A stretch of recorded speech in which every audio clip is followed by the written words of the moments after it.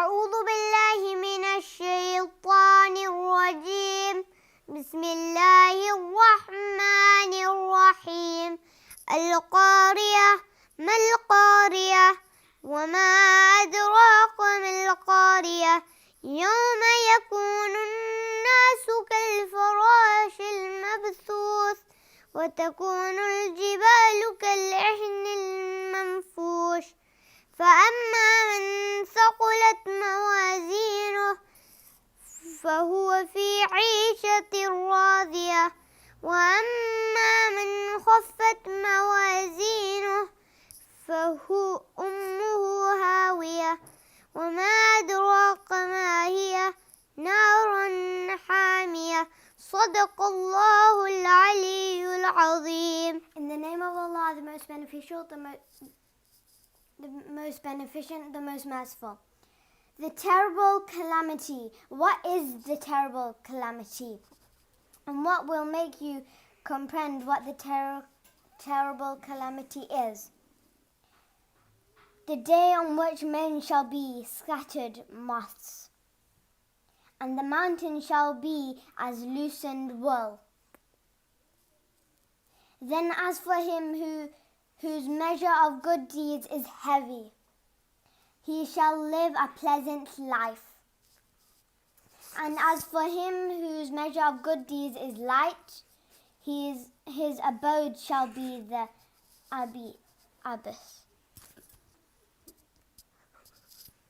abyss. And what will make you know what it is? A burning fire. Sadaqallahu al-aliyyul azim. Sadaqallahu al-aliyyul azim. أعوذ بالله من الشيطان اللعين الرجيم. بسم الله الرحمن الرحيم. الحمد لله رب العالمين.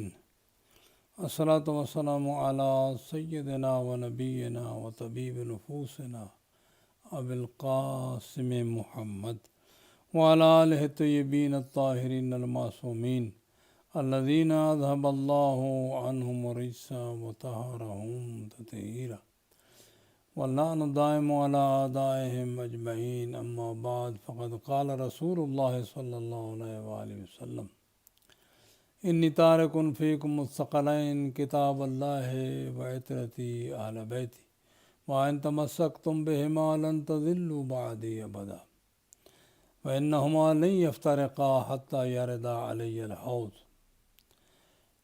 معزز محترم عزاداران امام حسین علیہ السلام، محبین آل محمد علیہ السلام، آپ کی خدمت میں تعزیت پیش کرتے ہیں. یہ 8 محرم کا جو ہے وہ پروگرام ہے، اور ظاہر ہے کہ ہر جگہ مومنین مجالس عذاب برپا کیے ہوئے ہیں. ہم کوشش کریں گے کہ تھوڑا سا ذکر حسب معمول، تاکہ امام حسن و امام حسین علیہ السلام اور ان کی اہمیت، مقصد یہ ہے کہ مقام حسین، اہمیت حسین علیہ السلام، تاکہ واقعہ کربلا میں جب امام حسین علیہ السلام تشریف لائے ہیں تو ان کا مقام کتنا بلند ہے. جب امام حسین علیہ السلام کا مقام لوگوں کے ذہن میں بیٹھ جائے گا تو دشمنوں کا خود بخود مقام لوگوں کے ذہن میں آ جائے گا.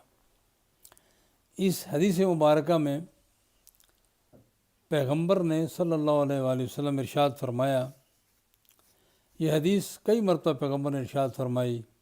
مسجد خیف میں جب حج پہ تشریف لائے، اور یوم عرفہ اور پھر عرفات کے روز کئی مرتبہ ریپیٹ فرمائی. یعنی خیف میں چلے کم صحابہ ہوں گے مگر ہزاروں تو ہوں گے. عرفات میں بھی سارے اکٹھے تھے جبل عرفہ کے قریب، اور غدیر میں بھی 1,24,000 جو میکسیمم تعداد بتائی گئی ہے. اس میں پیغمبر نے ارشاد فرمایا، الفاظ تقریباً معنی یہی بنتے ہیں کہ میں تم میں 2 چیزیں چھوڑ کر جا رہا ہوں، ایک اللہ کا کلام اور ایک میری اطرت و اہل بیت. کتاب اللہ ہے و اطرت اہل بیتی. اگر تم نے ان دونوں سے تمسک کیا، ان دونوں کے دامن کو تھاما، یعنی اس کو یوں ترجمہ کریں کہ ان دونوں کی بات مانی، ان دونوں کا حکم مانا، پھر فرمایا کہ میں مصطفیٰ گارنٹی دیتا ہوں کہ تم کبھی گمراہ نہیں ہو سکتے۔ لیکن عزیزان گرامی، بڑی سی بات کو دیکھنا ہے، میں اپنے آپ کو دیکھوں، آپ اپنے آپ کو دیکھیں کہ ہم نے قرآن اور اہل بیت دونوں سے کتنا استفادہ کیا، ان کی بات کتنی مانی۔ پیغمبر نے تو فرما دیا، مسئلہ نہیں۔ اور یہاں یہ بھی ارشاد فرمایا، یہ حصے ہیں اس حدیث کے، کہیں صرف یہاں تک کہا گیا بس انی تارکن فیکم الثقلین کتاب اللہ و عترت اہل بیت، کہیں دوسرے حصے مختلف کتابوں میں اب جب ان سب کو جوڑ کر، یعنی یہ مسلمانوں کی کتابوں کی بات کر رہا ہوں، ہمارے ہاں یہ مکمل حدیث اسی طرح ہے کہ میں تم میں دو چیزیں چھوڑ کر جا رہا ہوں، اللہ کی کتاب اور میری عترت و اہل بیت، ان دونوں سے تمسک کیا، ان دونوں کے دامن کو تھاما، ان دونوں کی اطاعت کی، تو میں گارنٹی دیتا ہوں لن تضلوا بعدی ابدا، تم کبھی بھی میرے بعد گمراہ نہیں ہو سکتے۔ اور یہ دونوں انہما، قرآن اور میری عترت و اہل بیت، لن یفترقا، اس پہ بھی غور کرنا ہے، یہ کبھی ایک دوسرے جدا نہیں ہوں گے حتیٰ کہ میرے پاس قیامت کے روز اکٹھے وارد ہوں گے۔ اس میں ایک تو پیغمبر نے ترکہ چھوڑا، فرمایا انی تارکن فیکم، کم میں نا تم میں، اس سے یہ مراد ہے کہ ہم آج کے جو مسلمان ہیں ہمارے لیے چھوڑا، بلکہ کم کا خطاب اس وقت پیغمبر فرما رہے تھے صحابہ کرام کو، یعنی صحابہ سے فرمایا کہ میں تم میں چھوڑ رہا ہوں تاکہ تم گمراہی سے بچ جاؤ، اور پھر فرمایا کہ یہ قیامت تک ہیں، یعنی پیغمبر صاحب میرے بعد، اس کا مطلب قیامت تک، جو ان دونوں کے دامن پکڑے گا گمراہ نہیں ہوگا، دونوں کا۔ اور پھر فرمایا یہ دونوں اکٹھے رہیں گے، ایک دوسرے الگ نہیں ہوں گے، قیامت تک اکٹھے وارد ہوں گے۔ اس کا مطلب کیا ہوا؟ بہت سمپل انداز ہے سمجھنے کا، انسان کوشش کرے تو سمجھ سکتا ہے، اور اگر انسان جو ہے وہ بالکل نہ سننا چاہے تو کون۔ سب سے پہلی بات تو یہ ہے کہ پیغمبر نے خطاب فرمایا صحابہ کرام کو، اس کا مطلب آپ اس پہ توجہ فرمائیں کہ کم کا خطاب جن کو پیغمبر فرما رہے ہیں وہ اور ہیں، اور اہل بیت اور ہیں۔ اگر اہل بیت بھی کم میں آئے تو پھر تو بات نہ بنی کہ اہل بیت میں تم کو چھوڑ جا رہا ہوں۔ یہ کم سے مراد پہلے مسلمان سے، پیغمبر کے سامنے جو مسلمان تھے سب سے لے کر قیامت تک کے مسلمان مراد ہیں، جو کلمہ پڑھتا جائے گا وہ اس کم میں آتا جائے گا کہ تم میں چھوڑ رہا ہوں اللہ کی کتاب اور عترت و اہل بیت۔ ظاہر ہے کہ آج وہ تمام مسلمان جو کلمہ پڑھتا ہے اور قرآن پر ایمان رکھتا ہے، قرآن کی تلاوتیں زور و شور سے، حفظ قرآن ہو رہا ہے، تلاوتیں ہو رہی ہیں، ظاہر ہے کہ پیغمبر نے چھوڑا ہے، یہ اللہ سبحانہ و تعالیٰ نے دیا ہے، پیغمبر نے چھوڑا ہے۔ اور پھر ساتھ ساتھ پیغمبر صاحب میری عترت و اہل بیت، خالی اہل بیت بھی نہیں فرمایا، یہ بات سمجھنے کی ہے۔ لیکن یہ دونوں ہماری ہدایت کے لیے ضروری ہیں، ان میں سے ایک کو الگ کیا جائے، کوئی کہے کہ میں قرآن کو ہی مانوں گا اور کوئی کہے میں اہل بیت کو ہی مانوں گا، تو بات پیغمبر جو فرما رہے ہیں وہ نہیں بنے گی، اس لیے کہ دونوں ضروری ہیں۔ اچھا، بات بہت سمپل ہے، قرآن کلام ہے، اگر اس پہ ذرا غور و خوض کیا جائے تو اللہ کا کلام ہے اور عربی میں ہے، ہر زبان میں ایک لفظ کے کئی معنی ہوتے ہیں، ان معانی میں کوئی کہے اس کا مطلب یہ بنتا ہے، جیسے خود قرآن میں آپ دیکھیں، آپ آج اولی الامر کے معنی میں اختلافات ہیں، کوئی کہتا ہے یہ جو آپ کے حکمران ہیں، اس کا مطلب بادشاہ ہیں، جمہوری لیڈر ہیں، وہ سارے کے سارے اولی الامر ہو گئے۔ کوئی کہتا ہے نہیں، اس میں صرف وہی مراد ہیں جو پیغمبر کی طرح معصوم ہیں، چونکہ نام تو نہیں لکھا ہوا نا قرآن مجید میں۔ اہل بیت کے بارے میں بھی یہی، مثلا انما یرید اللہ کی آیت پڑھیں تو اہل بیت، کوئی کہتے ہیں کہ بیویاں اور سب لوگ جو گھر میں شامل ہیں، نوکر چاکر بھی شامل ہیں، غلام بھی شامل ہیں، سبحان اللہ۔ مگر پیغمبر نے جو تفسیر بیان فرمائی بات وہی چلے گی۔ اہل بیت سے مراد کون ہے؟ اہل بیت سے مراد وہی ہیں جن کو پیغمبر نے چادر کے نیچے جمع کر کے فرمایا یہ میرے اہل بیت ہیں۔ کچھ صاحبان نے تو یہ کہا ارے بیویاں تو تھیں، پیغمبر بتانا چاہتے یہ بھی میرے اہل بیت ہے۔ واہ سبحان اللہ، چونکہ دو بیویوں نے گواہی دی کہ ہم نے بھی آنے کی کوشش کی، پیغمبر نے نہیں آنے دیا چادر کے نیچے، فرمایا تم ٹھیک ہو لیکن ان میں شامل نہیں۔ پھر آگے جو فرمایا نا ان کا گوشت میرا گوشت، بیویاں مختلف خاندانوں سے تھیں، اب بیویوں کا خون اور گوشت پیغمبر کے ساتھ نہیں مل سکتا۔ یہ واقعی جناب زہرا و حسنین شریفین یہ پیغمبر کا خون تھے، علی بن ابی طالب کزن تھے، لیکن علی پیغمبر کی زبان چوس کر بڑے ہوئے۔ ایک دن بھی جناب فاطمہ بنت اسد کا حضرت علی علیہ السلام نے دودھ نہیں پیا۔ حضرت علی کا گوشت، حضرت علی کا خون بھی پیغمبر کی زبان چوس کر بنا۔ چلیں کسی کو سمجھ آئے نہ آئے، فرمایا یہی میرے اہل بیت ہیں، یہی میرے۔ پیغمبر نے سمجھایا، ایک دفعہ نہیں کئی بار سمجھایا، میں عرض کر چکا ہوں۔ بیویوں جو سب سے زیادہ احتمال تھا نا بیویوں کے شامل ہونے کا، ان کے گھروں میں یہ بات چادر دے کر، چادر کے نیچے بیٹھ کر یہ دعا مانگی اور آیت تطہیر نازل ہوئی۔ وہ ساری کہتی ہیں، جناب ام سلمہ کہتی ہیں، دوسری ایک خاتون کہتی ہے کہ میں نے بھی کوشش کی، اجازت چاہیے کہ میں داخل ہو جاؤں، پیغمبر فرمایا نہیں۔ پھر باہر بھرے میدان میں اس سے پہلے بھی ہوا، یعنی مباہلہ کے روز پیغمبر نے دکھایا کہ یہ کون ہیں جن کو میں لے کر جا رہا ہوں، یہی میرے اہل بیت ہیں۔ نہ صحابہ میں سے کسی کو لیا۔ آیات قرآنی کے لحاظ سے تین آدمی جو ہیں لے جا سکتے تھے، 3 لڑکے لے جا سکتے تھے، 3 خواتین لے جا سکتے تھے، اور 3 اپنے ساتھ 2 اور مرد، یا 3 مرد کم از کم، کل 9-10 آدمی ہو جاتے، لیکن صرف اور صرف انہی ہستیوں کو لے کر نکلے پیغمبر خود بھی بد دعا کرتے تو اللہ قبول کر لیتا، لیکن ان کو یہ 10 ہجری کی بات ہے کہ غدیر میں بتایا علی ولی میرے بعد آپ کے مولا ہیں، اور مباہلہ میں بتایا کہ یہ میرے کام میں شریک ہیں۔ بہرحال سمجھ آ جائے تو خوش قسمتی ہے، نہ سمجھ آ جائے تو ہم کیا کہہ سکتے ہیں۔ پیغمبر نے بتایا کہ میرے اہل بیت کون ہیں۔ اب حضور صلی اللہ علیہ وسلم ہی بتائیں گے نا، جب فرما رہے ہیں قرآن اور اطاعت اہل بیت تمہاری ہدایت کے لیے ضروری ہے، کیا پوچھنا نہیں چاہیے تھا لوگوں کو کہ بھئی یا رسول اللہ یہ اہل بیت کون ہیں؟ جو قرآن کے ہم پلہ، یعنی اتنے ہی ہماری ہدایت کے لیے ضروری ہے جتنا قرآن ضروری ہے۔ اب وہ بات میں شروع کی میں نے، واضح کرتا ہوں۔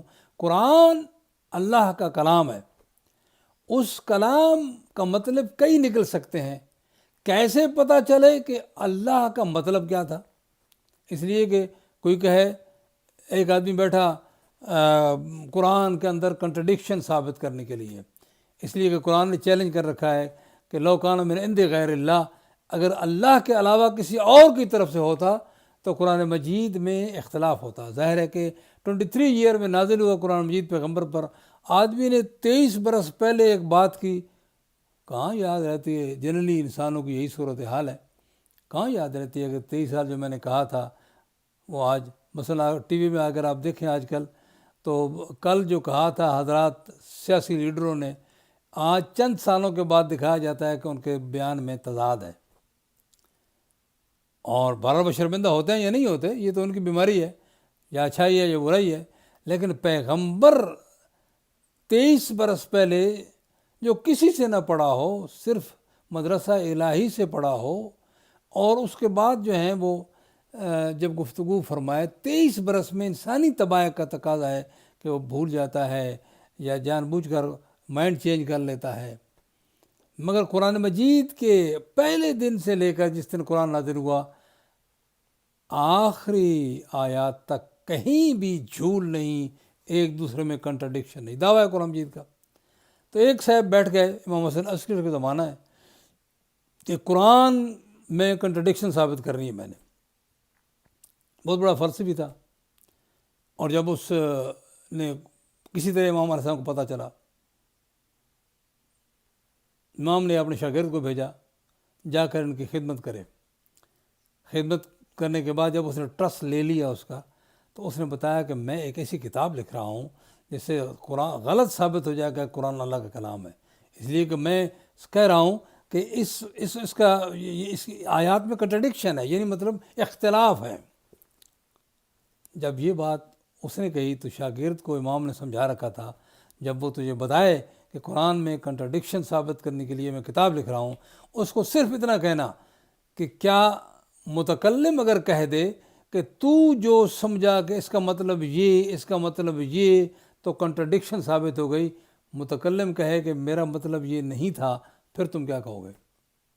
سمجھدار آدمی تھا، ضد نہیں کی اس نے کہا یہ کس نے کہا تمہیں؟ میں نے کہا میں نے اپنی کوشش کی گول مول بات کرنے کی۔ کہا نہیں تو یہ بات نہیں کہہ سکتا، میں تجھے جانتا ہوں۔ کہا پھر کس نے کہی یہ بات؟ کہا کہ یہ ابن رضا لقب تھا امام حسن عسکری السلام کا، ابن رضا نے مجھے کہا تو صحیح کہتا ہے کہ جو بات یہی ہے کہ میں تو کنٹرڈکشن ثابت کر رہا تھا کہ اس کا مطلب یہ، اس کا مطلب یہ، کنٹرڈکشن۔ متکلم کہہ دے کہ میرا مطلب یہ تھا تو کنٹرڈکشن نہیں بنتی، تو اختلاف نہیں بنتا۔ اس نے کتابیں اٹھائیں پھینک دی۔ سبحان اللہ، یہ کام ہے ائمہ کا کہ قرآن کی حفاظت فرمائی۔ البتہ مطلب مسلمانوں نے اپنے یہی بات، اسی بات کو روکنے کے لیے کہ جو اللہ کا مطلب ہے وہی تم نے سمجھنا ہے۔ کون بتائے؟ یا تو پیغمبر بتائے۔ پیغمبر کی سنت کو، جس کو کہتے ہیں ایک حدیث اور بھی ہے جس کو بیان کیا جاتا ہے، عموماً ہمارے مسلمان بھائیوں سے زیادہ یہی حدیث بیان ہوتی ہے، انی تارکن فیکم الثقلین کتاب اللہ و سنتی۔ بتاؤ یہ سنت جو ہے، کتاب اللہ تو یہ موجود ہے، سنت کون بتائے گا پیغمبر کے بعد؟ سنت کی اتنی جو ہے وہ ہوا ہے، مشکل آئی ہے کہ امام بخاری نے بھی ہزاروں حدیثیں اپنے سامنے رکھ کر کچھ نکالی ہیں، باقی چھوڑ دیں۔ یہ ضعیف ہے، وہ ضعیف ہے، فلاں ہے، ڈمکان ہے۔ اس کا مطلب حکومتیں، چونکہ امام بخاری 200 سال بعد آئے پیغمبر کے، حکومتوں نے، اور بالخصوص اگر تھوڑا سا اسٹڈی کیا جائے تو بنو امیہ نے اپنے اس زمانے میں مولویوں کو، مسجدوں میں اماموں کو حدیثیں بنوا کر دیں، اور ان کو کہا بچوں کو پڑھاؤ، سب کو پڑھاؤ۔ یہ ذرا ناراض نہ ہو کوئی آدمی تو اس تاریخ کو پڑھ لیں۔ اب ان میں سے نکالنا صحیح حدیث یہ بہت مشکل کام تھا۔ آج بھی بہت سی ضعیف حدیثیں کتب سیاح میں موجود ہیں، لیکن حکومتوں نے ایک تو یہ کام کیا، دوسرا ائمہ اہل بیت جو پیغمبر نے قرآن کے ساتھ چھوڑے تھے، جو بات میں لا رہا ہوں، ان پر بہت سے پابندیاں، کوئی نہیں جا سکتا ان کے پاس، لیکن پھر بھی موقع ملتا رہا ان کو تاکہ لوگ آئیں اور پیغمبر کا جو اصل حدیث ہے وہ لیں۔ تو قرآن مجید کا مطلب وہی بیان کر سکتا ہے جو اللہ کی طرف سے اتھورائز ہو۔ اگر کوئی دوسرا بیان کرے گا مطلب، اس کا مطلب وہ اس نے سمجھا اللہ کا مطلب کیا تھا وہ اللہ جانے، یا وہ جانے جو اللہ کی وحی کے ترجمان ہیں۔ آج کل سپوکس مین رکھتے ہیں، گورنمنٹ رکھتی ہے، پبلک کے جو ہیں وہ ادارے ہیں، یہ ہمارا سپوکس مین ہے، وہ کوشش کرتا ہے کہ انہی دائرے میں بات کرے جس دائرے میں حکومت کی گائیڈ لائن ہوتی ہے۔ اللہ سبحانہ کی طرف سپوکس مین جو تھے پیغمبر کے بعد، پیغمبر کے زمانے میں خود پیغمبر تھے، پیغمبر کے بعد جو ہیں وہ صرف اور صرف وہی لوگ ہیں جن کو پیغمبر نے فرمایا انی تارکن فیکم الثقلین کتاب اللہ و عترتی اہل بیتی۔ وہی لوگ ہیں، دوسرا کوئی دعویٰ کرے گا تو بات غلط ہو جائے گی۔ آج امت مسلمہ میں اختلاف اور قرآن کے معنی کوئی وہ بیان کرتا ہے، کوئی وہ بیان کرتا ہے، اس کی ایک وجہ یہ بھی ہے کہ اہل بیت سے لوگوں نے قرآن کے معنی پیغمبر کی سنت نہیں لی. اگر لیتے تو اختلافات نہ ہوتے. آپ دیکھیں امام بخاری کا زمانہ اور امام محمد تقی علیہ السلام کا زمانہ ایک تھا. اور امام محمد تقی یہ بھی نہیں کسی حجرے میں بیٹھے ہوئے تھے, مشکلات تھیں ان کے لیے, مگر وہ مامون جیسے بادشاہ کے داماد بھی ہوئے. اگر ان سے کوئی حدیث لینی تھی مکہ مدینہ میں چلنے پھرنے کی بجائے, ادھر ادھر ہر مسجد والے ہر داڑھی والے کے پیچھے جانے کے بجائے, وہ خود امام محمد تقی علیہ السلام سے پوچھ لیتا کہ آپ بتائیں, اور وہ بتاتے کہ میرے باپ علی رضا نے مجھے بتایا ہے, علی رضا کے باپ علی رضا کو جو ہے ان کے باپ موسیٰ کاظم نے بتایا ہے. کیا خوبصورت. اور اسی طرح چلتے چلتے امام علی زین العابدین تک پہنچتا. جن میں نام سارے لے لوں. امام موسیٰ کاظم فرماتے کہ میں نے اپنے باپ جعفر صادق سے سنا ہے, میں نے اپنے امام جعفر صادق فرماتے میں نے اپنے والد گرامی امام محمد باقر سے یہ حدیث لی ہے. امام محمد باقر فرماتے ہیں میں نے اپنے والد گرامی امام علی زین العابدین سے یہ حدیث سنی ہے. امام زین العابدین فرماتے ہیں میں نے اپنے والد گرامی امام حسین علیہ السلام سے سنی ہے. اور وہ فرماتے ہیں کہ میں نے اپنے بابا علی ابن ابی طالب سے سنی ہے. اور وہ فرماتے ہیں کہ میں نے اپنے استاد, اپنے آقا, اپنے مولا سید رسول سے سنی ہے. بتائے کتنا بہترین چینل ہے. کیا خوب کہا امام احمد بن حنبل نے, کہا کہ اگر اس چینل کو کسی مجنون پہ پھونکا جائے پڑھ کر تو وہ افاقہ ہو جائے گا. لیکن اس چینل سے امام بخاری نے ایک حدیث نہیں, حتیٰ کہ امام جعفر صادق صاحب سے نہیں لی. مجھے اس سے نہیں ہے, کیوں نہیں لی؟ دیکھیں بات لگتا ہے کہ سیاسی طور پہ مشکلات آئیں, چونکہ اس وقت جو ہے امام جعفر صادق السلام کے سلسلوں کو لینا بڑا مشکل تھا. چلیں جی حالات جو بھی ہوں, لیکن 200 سال کے اندر کیا ہو گیا, سر سے پانی گزر گیا. لیکن اس وقت بھی اگر امت چاہتی کہ ہم نے حدیث رسول لینی ہے, چونکہ حدیث رسول کے بغیر نہ قرآن پہ عمل ہو سکتا ہے, نہ قرآن سمجھ آتا ہے, نہ اختلاف ختم ہو سکتا ہے, تو لوگوں کو اس چینل سے حدیثیں لینی چاہیے تھیں. چلیں, قرآن اللہ کا کلام ہے, اس کا ضروری ہے کہ وہ اسپوکس مین ہوں جن کے الفاظ جو سبحانہ و تعالیٰ کا ہے, جو انہوں نے کہا ہے وہی میرے ہیں. تو پیغمبر نے ارشاد فرمایا کہ میں اللہ کی کتاب اور اطرۃ اہل بیت کو چھوڑ رہا ہوں. ان تمسکتم بہما, اگر ان دونوں سے تمسک کرے گے. یعنی آپ بتائیں کہ یہ کتنا آسان بھی ہے اور کتنا مشکل کام ہے. قرآن فرماتا ہے حکیم الصلاۃ, نماز قائم کرو. پیغمبر فرماتے ہیں ایسے نماز پڑھو جیسے میں نے پڑھی ہے. صلو کما رأیتمونی اصلی, تو نماز ایسے پڑھو جیسے مجھے دیکھتے ہو نماز پڑھتے. یہ تو صحابہ کو کہا اور صحابہ نے آگے پہنچانا تھا. غدیر میں یہ جملہ فرمایا پیغمبر میں, آج جو آدمی موجود ہے وہ غیب تک یہ میسج پہنچا دے غدیر کا, نہیں پہنچا. حضرت گرامی, سارا مسئلہ جو ہوا ہے خلوص دل کے ساتھ اپنے لیے پیغمبر کو راضی کرنے کے لیے اس کو جو ہے نا وہ خیال کیا جائے اور اس کو مطالعہ کیا جائے, قرآن اور اطاعت اہل بیت. اور کب تک یہ ہوں گے؟ قیامت تک اکٹھے وارد ہوں گے. لئی افتارکا کا پتہ بھی, یہ جملہ عربی کا بڑا زبردست ہے.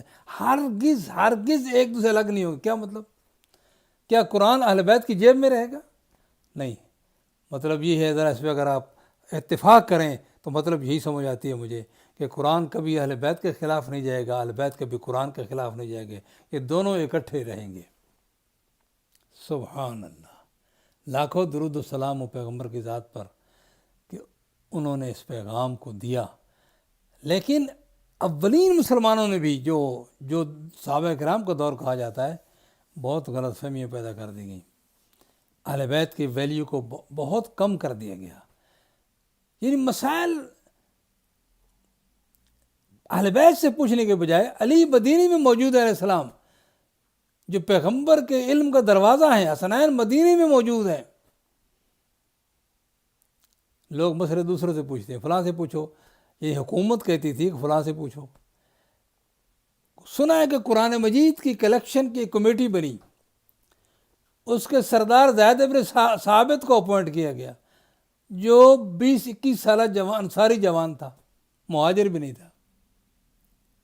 کیا کچھ نہیں ہوا؟ کوئی حرج نہیں.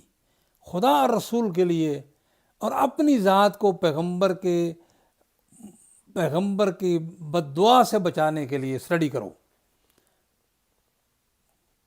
وہ پیغمبر کے فوراً وہ ایریا جو پیغمبر کے ساتھ اس زمانے میں پیغمبر کے آخری ہفتہ اور تھوڑا سا آگے. اس کا نتیجہ آج یہی ہے کہ آج جو اختلاف ہے، کچھ کہتا ہے اس کا مطلب یہ بنتا ہے، کچھ کہتا ہے شفاعت ہو سکتی ہے، کچھ کہتا ہے نہیں ہو سکتی، کچھ کہتا ہے وسیلہ ہو سکتا ہے، کچھ کہتا ہے وسیلہ نہیں ہو سکتا، کچھ کہتا ہے اولی الامر کا مطلب یہ ہے، کچھ کہتا ہے اہل بیت یہ ہیں. یہ سارے کے سارے اختلافات جو ہیں تب ہوئے جب لوگوں نے پیغمبر کی ہدایت کی پرواہ نہیں کی. ایک بات نہیں سنی جنگ احد میں کہ یہاں سے نہیں ہلنا ہے. مسلمانوں کو کی فتح شکست میں بدل گئی.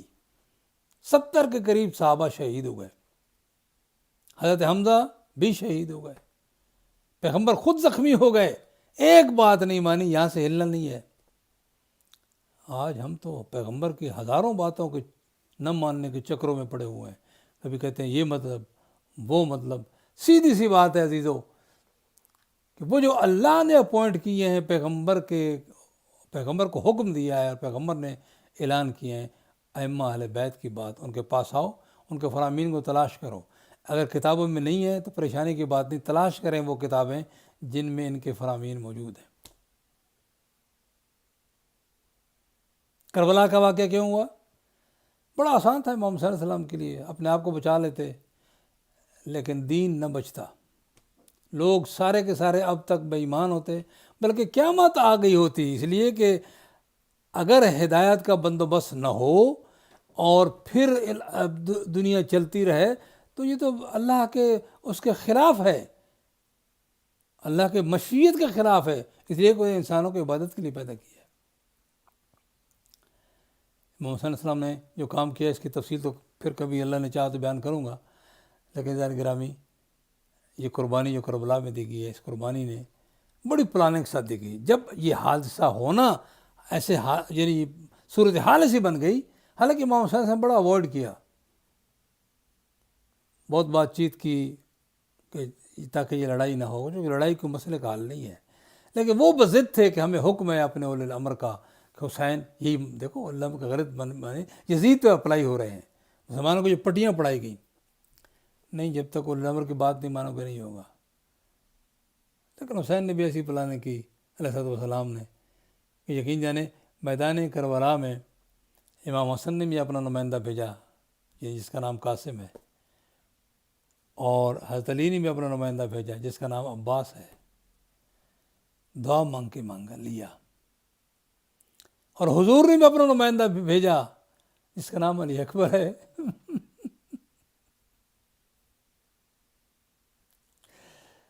جناب فاطمہ الزہرا نے بھی اپنا نمائندہ بھیجا جس کا نام زینب بھی ہے اور جس کا نام فاطمہ کبریٰ بھی ہے. کہتے ہیں ہو جناب زہرا کی شکل تھی. یہ سمجھے 5 تن پاک سارے کے سارے جو ہیں وہ موجود تھے کربلا میں. جناب عباس کو خصوصی محبت تھی، اس لیے پتہ تھا کہ مجھے میرے بابا نے دعا مانگ کے حسین کے لیے مانگا ہے. او حسین جس کے لیے عباس سے دنیا میں آئے، علی نے مانگے کہ جب حسین، میں اپنے طور پہ کہہ رہا ہوں، جب حسین نبی حضور بنیں گے نا، نانا بنیں گے، اس وقت میری جگہ پہ کوئی ہونا چاہیے، اس کا نام عباس ہے. سلام ہو جناب عباس پر. اتنے مطیع بھائی ہونے کے باوجود جو کہا. نامی محرم کو جب فوجیں آئی نا، پوچھا بھیا یہ کیوں آ رہے ہیں؟ کہا حکم ہو گیا ہے ان کو ابن سعد کا حملہ کرو.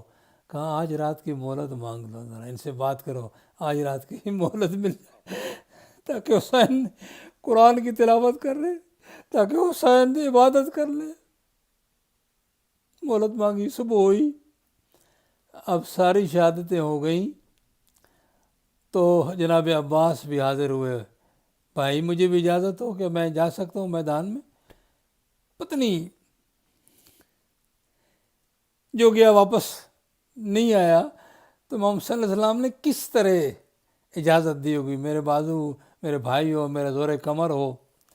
لیکن کہتے ہیں کہ امام نے اشارہ کیا خیمے کی طرف. حضرت عباس خیمے میں گئے.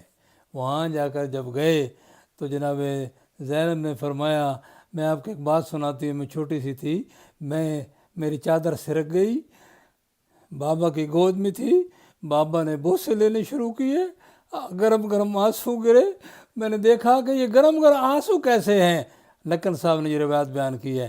پھر فرماتی جناب زینب فرماتی ہیں عباس میں بڑی ہوئی اس گھر میں جسے میرے 18 بھائی بول عباس جب آج تم مانگنے کے لیے، بابا نے کہا بیٹا میں آج اس لیے چوم رہا ہوں کہ یہاں کبھی رسیاں بندھے گی، کبھی تم نے قید ہونا ہے۔ اب جناب عباس کو کہا عباس اب آئے ہو نا تم اجازت مانگنے کے لیے، اب مجھے یقین ہو گیا ہے کہ میری بازوؤں پر رسیاں بندھے گی۔ زینب کو اپنے قیدی ہونے کا یقین ہو گیا ہے۔ پتہ نہیں کس دل کے ساتھ عباس آئے اور ایک مشکیزہ لے کر آگے بڑھے، بہت تفصیل سے بیان نہیں کر سکتا۔ دریا کی طرف اکیلے تنہا گئے، دریا پر قبضہ کیا، پانی بھرا، پانی بھرنے کے بعد واپس آئے، اعلان ہو گیا خبردار یہ ایک مشکیزہ، یہ کیسے کلمہ گو ہیں، ایک مشکیزے سے پیاس بجھتی ہے، بچوں کی پیاس، کہا نہ جانے پائے۔ او ہزاروں تیر انداز آگے بڑھے، تلواریں لے کر لوگ آگے بڑھے، کسی نے تیر مارا، کسی نے تلوار ماری۔ ایک آدمی نے جو تلوار ماری تو پہلے بایاں بازو گیا، پھر دایاں بازو گیا۔ جناب عباس نے جو ہے وہ مشکیزہ اپنے منہ میں ڈال لیا تاکہ کسی طریقے سے یہ پانی پہنچ جائے۔ ایک لئی نے جو تیر مارا مشکیزے میں، عباس کی ہمت ختم ہو گئی۔ گھوڑے پھر ایک لئی نے جو سر پہ ایسا وار کیا، عباس گھوڑے کی زین پر سنبھل نہ سکے، زمین پر گرے۔ یہ زمین پر گرنا تھا۔ ادھر سے حسین نے کہا الآن انکسر زاری، اب حسین کی کمر ٹوٹ گئی۔ پتہ نہیں کیسے پہنچے، کہتے ہیں کہ روتے ہوئے پہنچے، 2 مقام پر حسین کی چیخیں نکل گئی۔ جب اپنے جوان بھائی کی سرانے پہنچے، حسین بلند آواز سے روئے، دشمنوں نے سنا حسین رو رہے ہیں۔ دوسرا مقام جب علی اکبر کے سرانے پہنچے، حسین کی چیخیں نکل گئی۔